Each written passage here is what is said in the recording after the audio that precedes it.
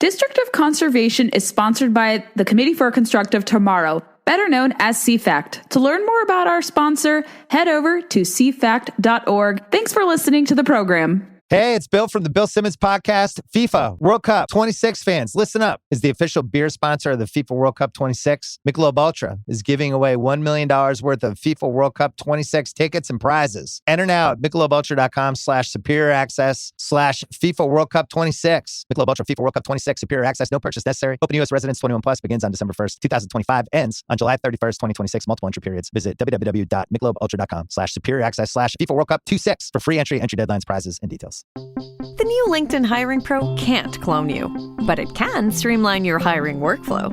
From posting jobs to shortlisting candidates to interviewing, LinkedIn Hiring Pro is the hiring partner you need, so you can focus on connecting with the right talent. In fact, small businesses report saving over 6 hours per week. So hire right the first time with LinkedIn Hiring Pro. Post a free job today at linkedin.com/quality. Welcome to District of Conservation. I am your host, Gabriella Hoffman. This podcast offers a sober examination into all things hunting, fishing, shooting sports, energy, environment, and the public policy surrounding it. And this podcast also specializes in original interviews that you won't hear elsewhere. Here's what I have for you today. Welcome to a special Wednesday episode of the podcast. As energy prices globally start to decrease, we are now seeing crude futures dip below $80 a barrel. We're starting to see gasoline go below $4 a gallon. If this Iran peace deal holds, but you can't trust Iran, we might start to see energy prices in totality come down. I'll have some more podcasts dedicated to this once we start to see those prices dip below where they've been. But what was super interesting is that a Bloomberg analyst that I follow from London, Javier Blas, had acknowledged that even though the Iran war was supposed to is the biggest global disruption to the oil markets, there was actually no corresponding energy crisis that transpired because of a lot of factors that insulated energy-producing countries from shocks. I'll continue to monitor what is happening there because it does have downstream implications here at home, but for people who were asking me, when are prices going to decrease? When are we going to see some relief? Now we're starting to see it. And of course, during the summer months, prices for gasoline and energy costs usually increase. I keep seeing reports that electricity costs are going to go up, especially in the blue states.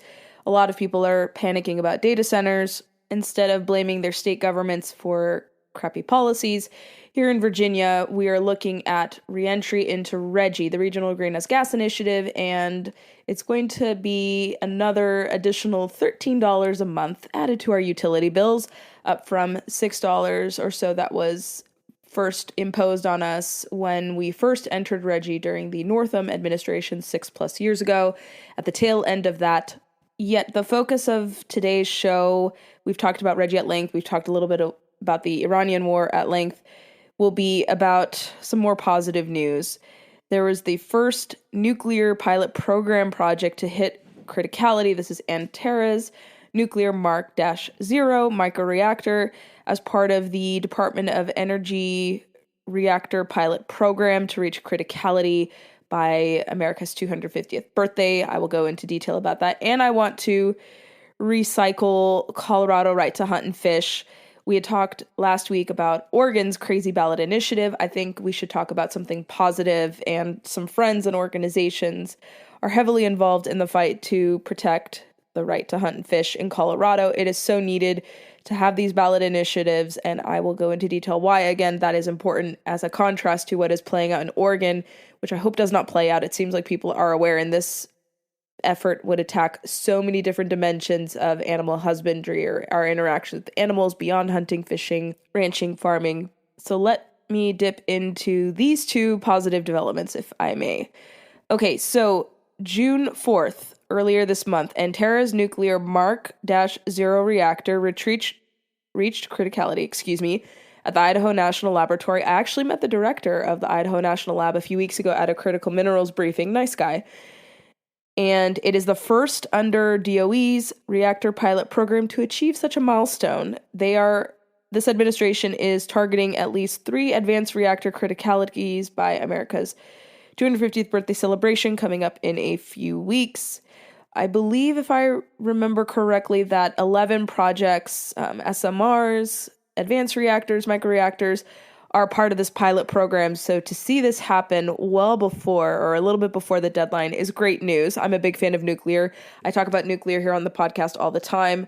I've gotten to meet some CEOs and other heavyweights in the industry, befriend some, nuclear engineers and the like, and I'm bullish on the technology. I hate that we pioneered it and now we're like playing catch up to Russia and China, who don't do the technology as great as we do. And I'm reading from my friend Sarah Montalbano's piece at our Center for Energy and Conservation. She explains that criticality is a milestone for an advanced nuclear design. A reactor is critical when its fission chain reaction sustains itself, each round of neutrons splitting enough atoms to trigger the next without an outside source driving it. Antares' reactor does not use the light water design that the U.S. has successfully licensed for decades, so a criticality test ensures that the new technology behaves as predicted and can be shut down safely.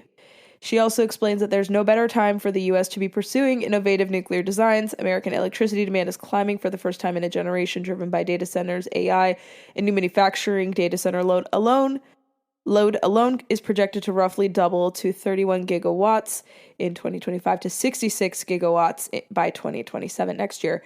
Small modular reactors and microreactors small enough to place next to data center or a factory are an excellent option that can deliver round-the-clock power.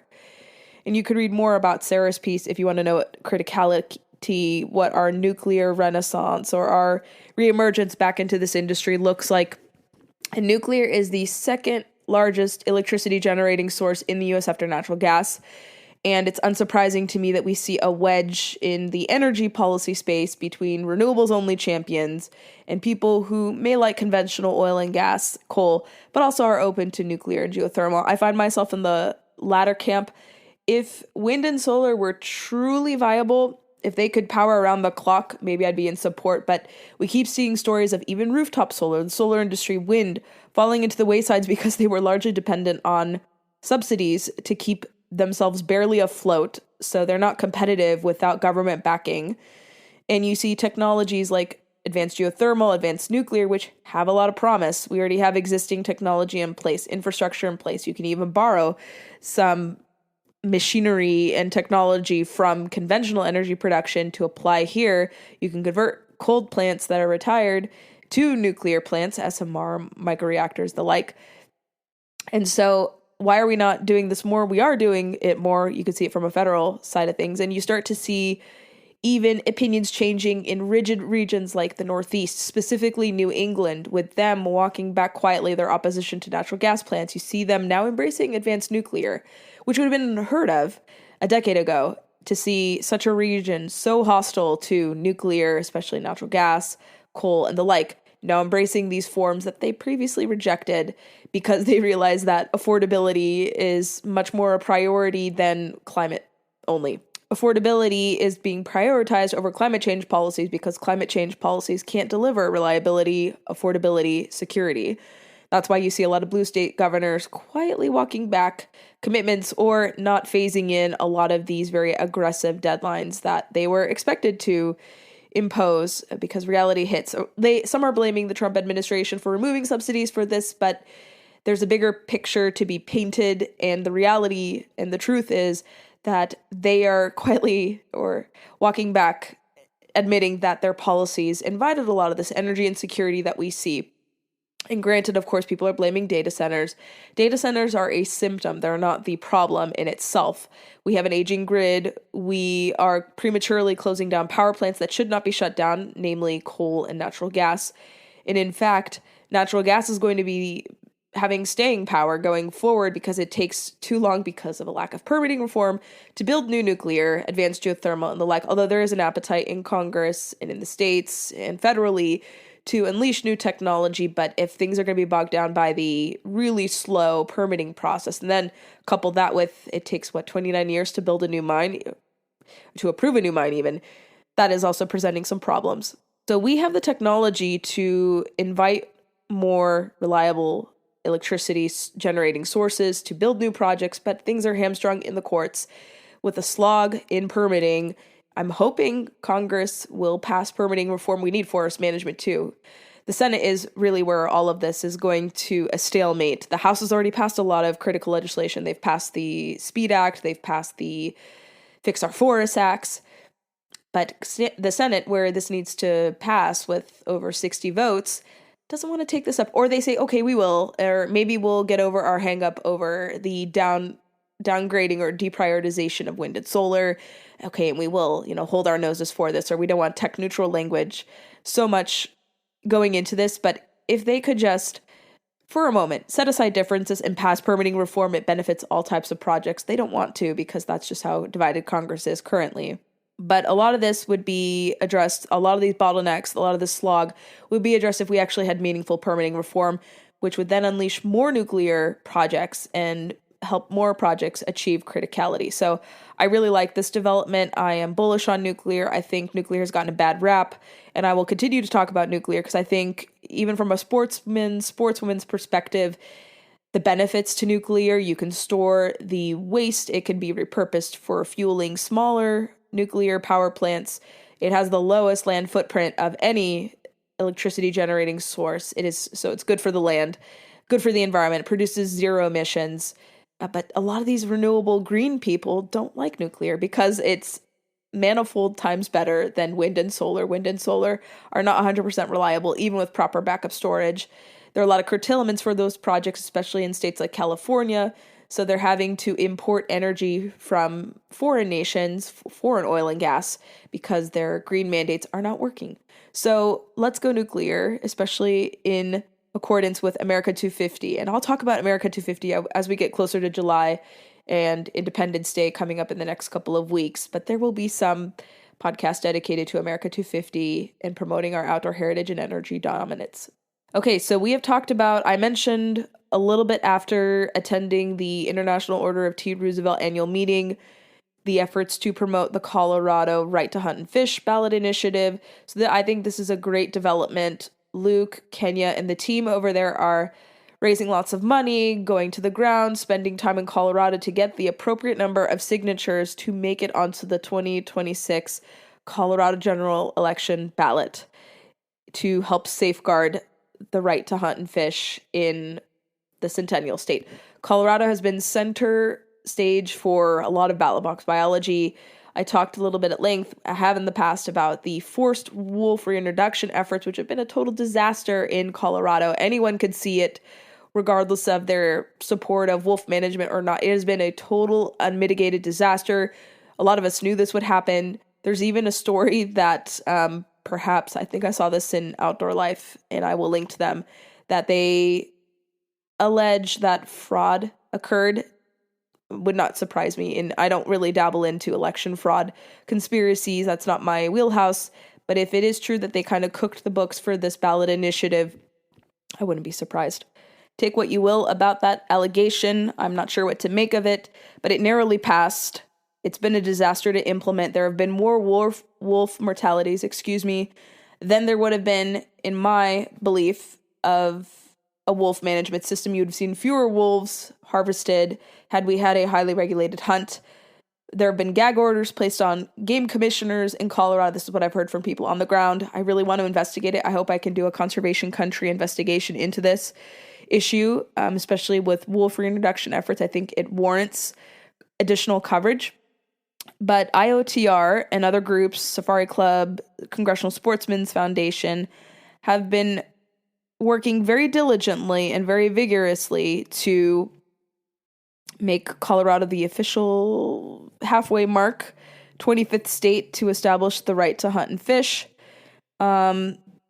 Initiative 302 would be the ballot measure to amend the state constitution to include language establishing the people's right to fish, hunt, and take fish and wildlife by the use of traditional methods, except when prohibited by state or federal law. I'm reading from Colorado Politics. Amendment also states that hunting, fishing are the preferred means of responsibly managing fish and wildlife populations, and underscores that it does not limit the authority of state agency responsible for regulating fishing, hunting, or wildlife management.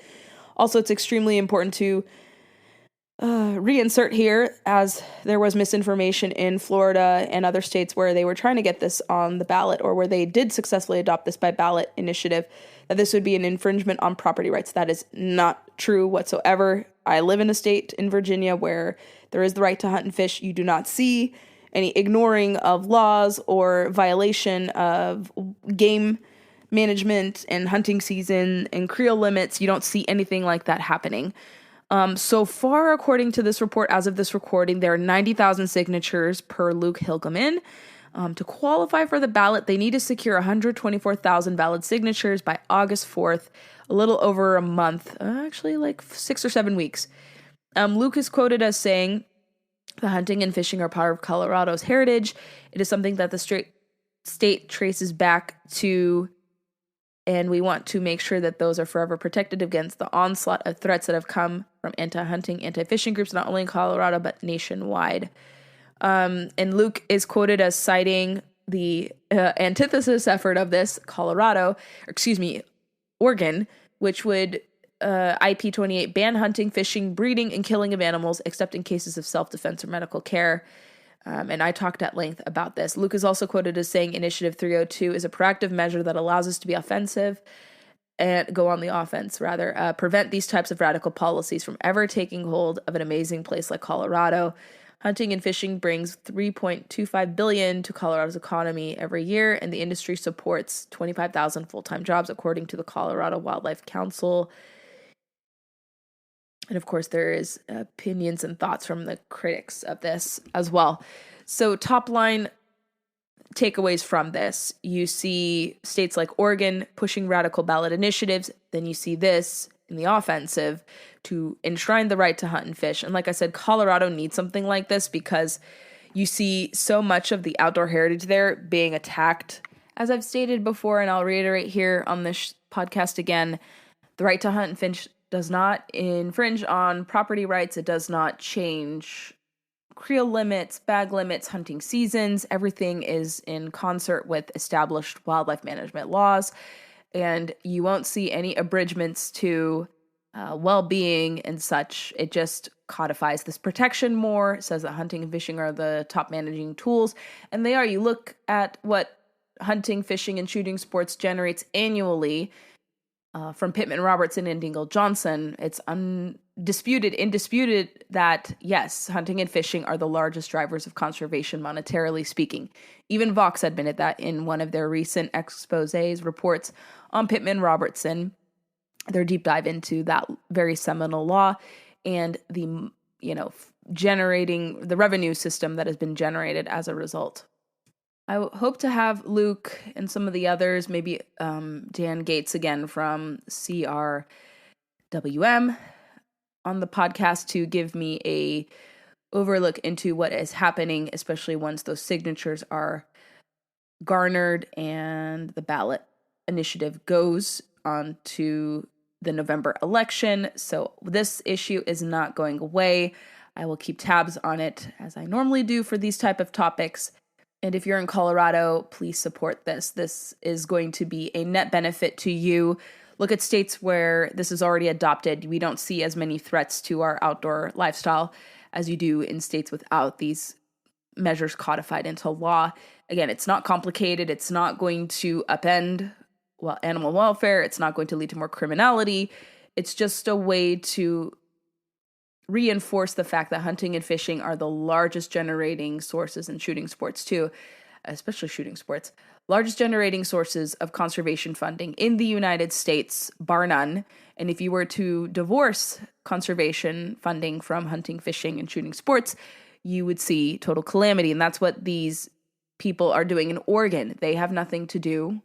They have a rewilding mindset. They think that humans are terrible and that we have to return everything to a pre-human settlement state, which will never be achieved. You can never achieve that. And people have conceded that that kind of Malthusian thinking is bizarre and impractical and ridiculous and just radical and crazy. So you can never restore society or nature to pre-human settlement. We're here to stay. There's no walking around that. Initiative 302 keep it on your radar, and hopefully some good news will prevail. We'll see that ballot measure make it onto the ballots in Colorado, and hopefully we'll see the voters there adopt this into their constitution and stop this onslaught of ballot box biology. If you enjoyed this installment of District of Conservation, I would love to know your feedback. Send it my way.